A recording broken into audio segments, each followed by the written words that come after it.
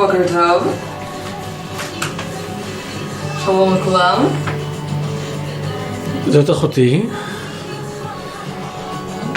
יעל צינמון.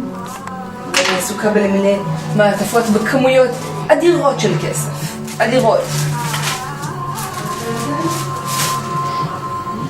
זהו. לכבוד מה? או הרבה, כמו שאנחנו אוהבים לקרוא לו, הרב. ולדי-ג'יי צריך לשלם, וגם למאפר ולתקהל צריך לשלם. כן. כי אחרת הם לא יהיו הומואים כל כך טובים, אם לא נביא להם כסף.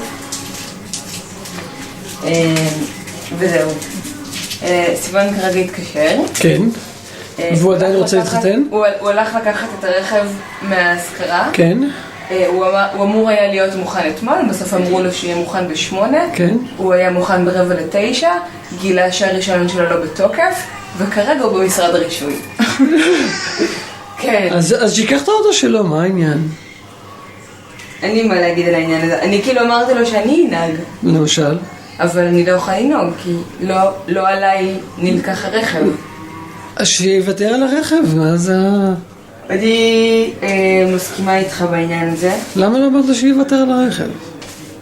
לא חשבתי על זה, אמרתי לו שיוותר על הרישיון פשוט.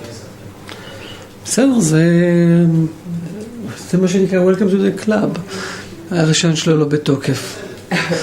גם עינת נסע שלה עם רישיון לא בתוקף. את חושבת שזה מחלה של גיסים? זה אולי מחלה של גיסים.